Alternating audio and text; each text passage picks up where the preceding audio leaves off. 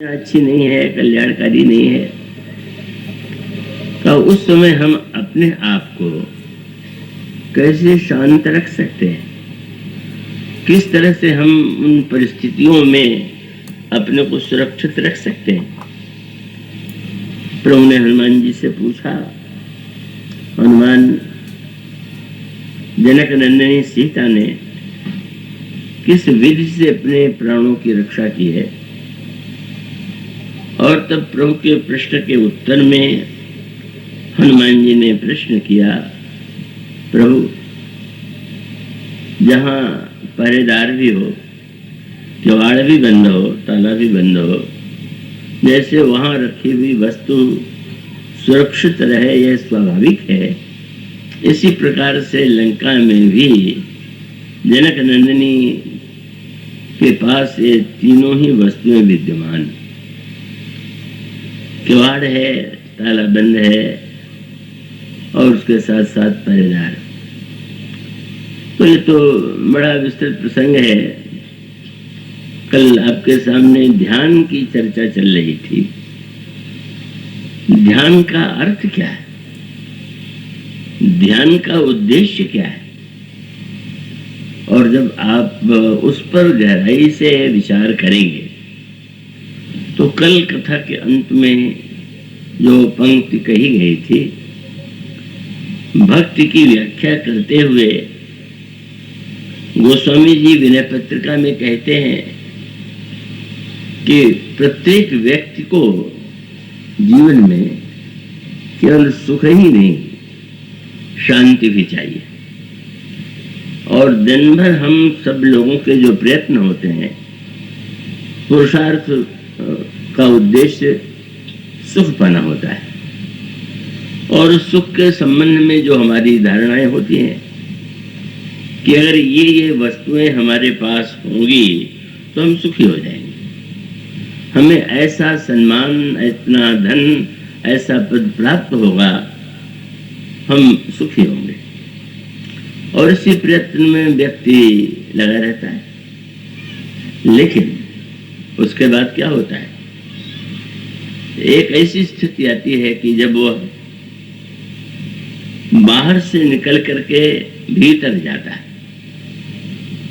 अब वो अपने भवन में गया और भवन में भी वो उस भवन के भी एक कक्ष में, एक कमरे में गया और उस कमरे में अगर वह पत्नी के साथ स्नेह और प्रेम की बात करे तो स्वाभाविक है। लेकिन उसकी भी एक सीमा होती है। अंततो गत्वा प्रेमालाप करते हुए भी आपको उससे भी अलग होना पड़ता है। पत्नी से जो प्रिय वार्तालाप हो रहा था उसे स्थगित करना पड़ता है। क्यों?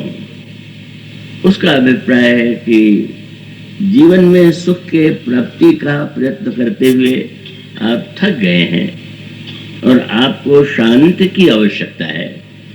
और शांति के लिए आवश्यक है कि व्यक्ति अकेला हो।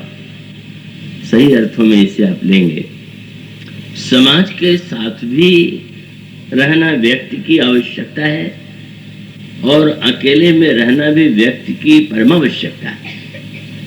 और इसलिए एक सज्जन ने मुझसे पूछा कि नींद बहुत आ रही हो तो क्या करें, और नींद न आ रही हो तो क्या करें? तो मैंने कहा, नींद आ रही हो तो अखबार पढ़ लिया करिए। जहां दुनिया की दुर्घटनाएं पढ़ेंगे आपकी नींद भाग जाएगी। समाचार पत्र ये आपको विशेष जगाते हैं और जो स्थान आपके सामने नहीं है, जहां आप हैं नहीं, उस देश में, उस प्रांत में, विश्व में कहाँ क्या हो रहा है, और होने में भी जो बुरे से बुरे कार्य हैं उन्हीं का विस्तार होगा। तो इसका अभिप्राय है कि अखबार तो आपको जगाता है। अखबार वाले बुरा नहीं मान जाएंगे कि हमारी निंदा कर रहे हैं, पर उनका काम तो यही है। पर काम का उद्देश्य वो भी आवश्यक है। अगर आप व्यवहार में रहेंगे, विश्व में रहेंगे, तो आपको बाहर तो देखना पड़ेगा, सोचना पड़ेगा, व्यवहार करना पड़ेगा। तो भाई जगाने का उपाय है समाचार पत्र पढ़ना, और नींद न आ रही हो तो रामायण पढ़िए, राम कथा पढ़िए।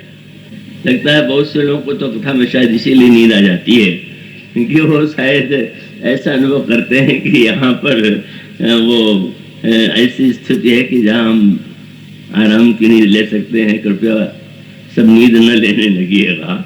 वो तो नींद का अर्थ ये है कि वो एक ऐसी स्थिति होती है कि आप पद, कोई भी बड़ा पद हो, कितना भी धन हो, कितनी भी आपकी ख्याति हो, चाहे सुख की जितनी सामग्री हो, पर आपको फिर जिस शांति की आवश्यकता है, उस शांति के लिए आपको अद्वैत स्थिति में जाना पड़ता है।